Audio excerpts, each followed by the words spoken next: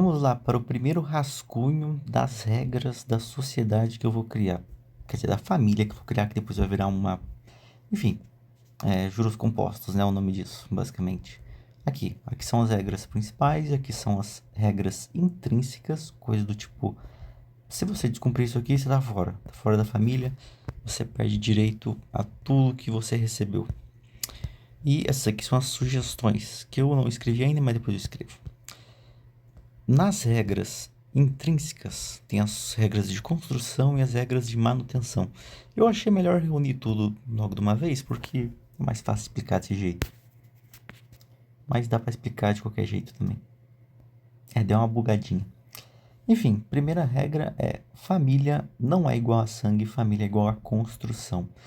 Basicamente, a ideia é começar adotando, principalmente isso, ou fazer edição genética, etc, até você até nascer pessoas completamente bem formadas fisicamente e mentalmente.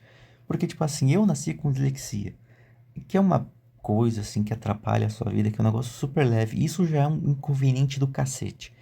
Imagina alguém nascer com uma deformidade genética facial, alguém nascer com, tipo, alguma deformidade genética, tipo, uma deformação, alguma coisa desse tipo, ou nascer com uma deficiência muito pesada. Sinceramente, eu acho que uma vida dessas não vale a pena ser vivida. Vocês podem querer me cancelar, falar que eu sou higienista, pelo menos é isso que alguém nessa sociedade atual falaria, mas eu tô, foda-se, eu não quero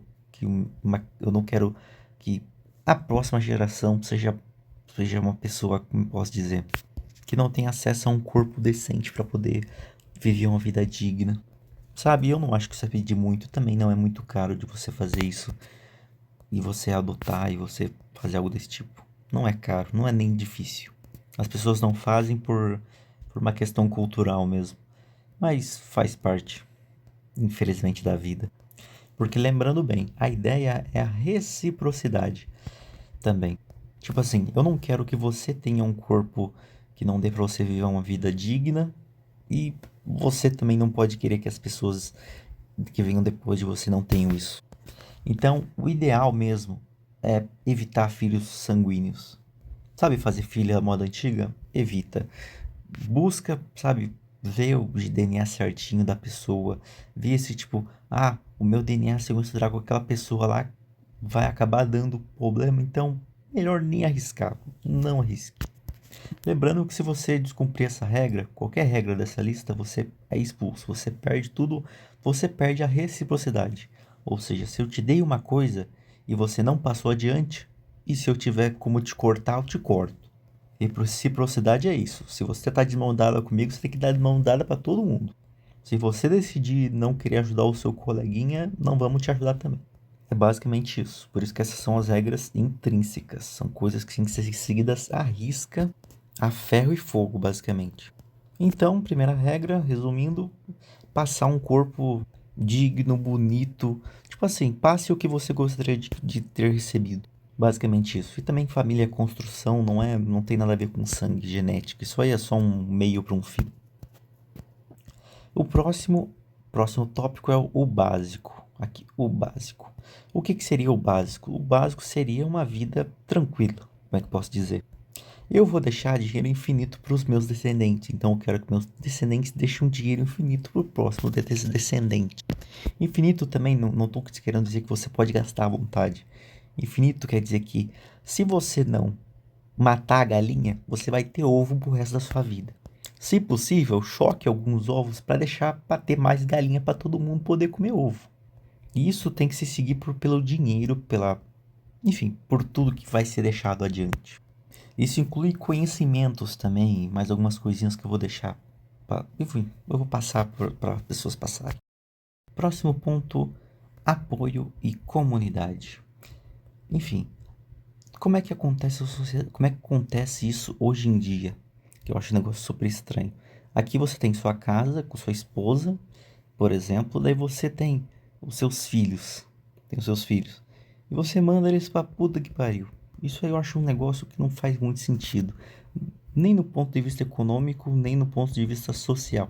Porque a gente se desenvolveu basicamente, tipo, com um núcleo familiar, assim, que envolvia umas 100 pessoas, mais ou menos.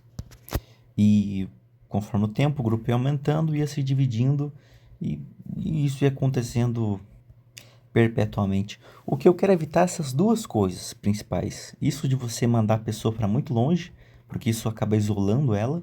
Tipo assim, deixa ela em contato com pessoas que não vão fazer bem para essa pessoa.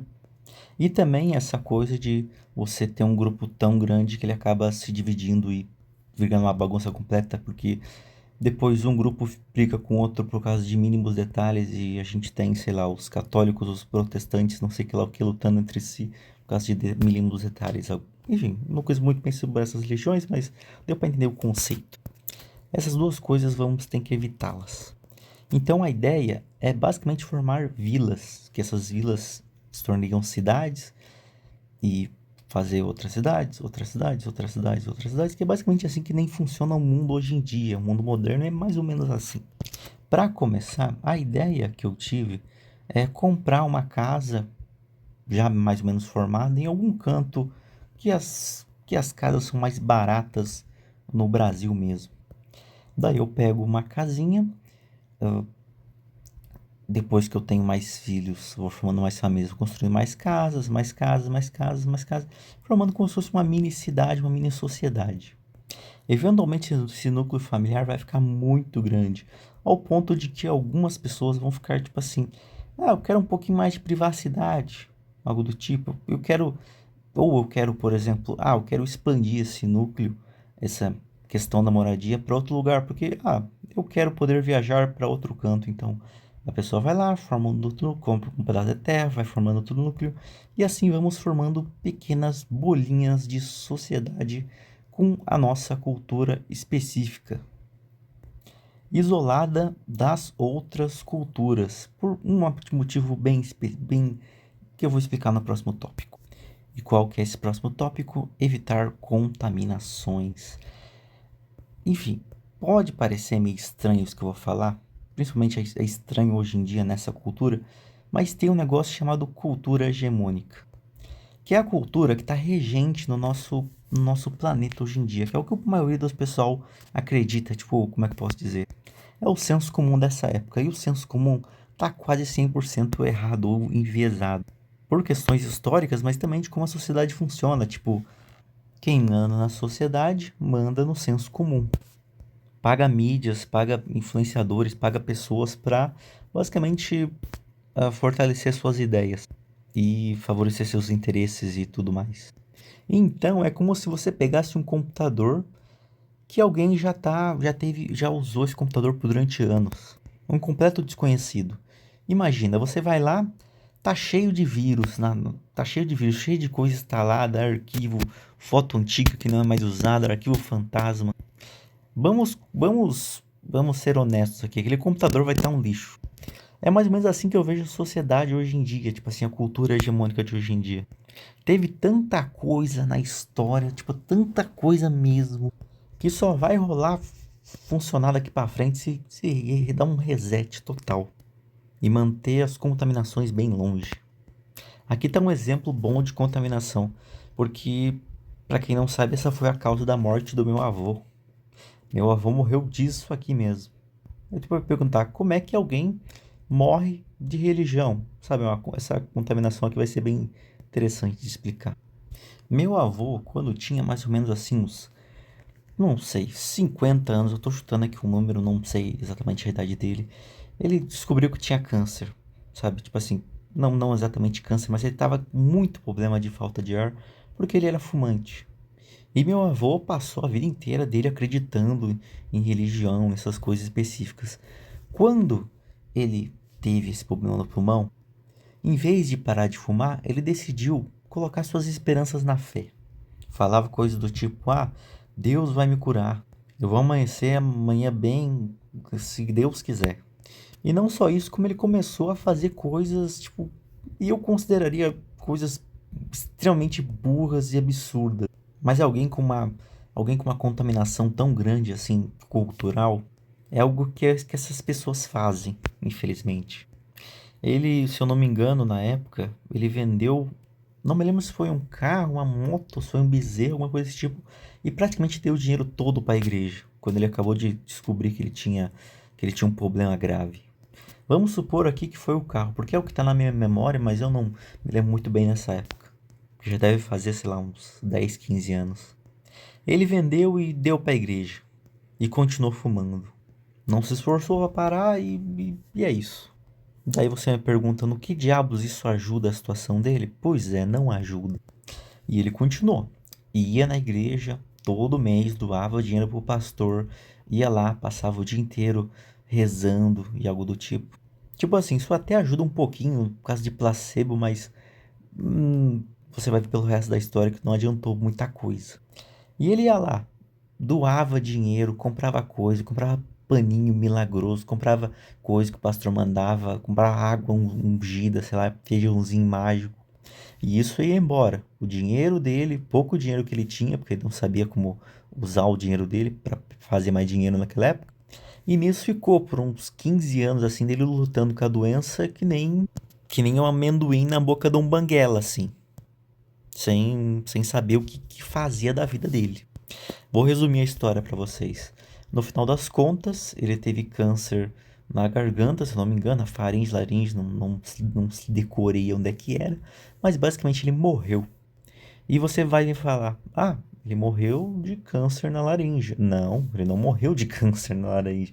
Essa aqui foi a causa da morte dele.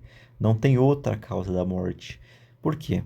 Se ele não tivesse contaminado com essa bosta aqui, ele teria vivido por muito mais tempo. Porque em vez de depositar o seu dinheiro, sua fé, literalmente, seu tempo, num lugar que não te dá nada em troca, ele teria visto que, nossa, é verdade, se eu parar, se eu me esforçar aqui para parar de fumar, se eu der um jeito nisso, ou se pelo menos eu não tivesse pegado aquela puta dinheirama, porque ele fez isso por uns 20 anos ou mais.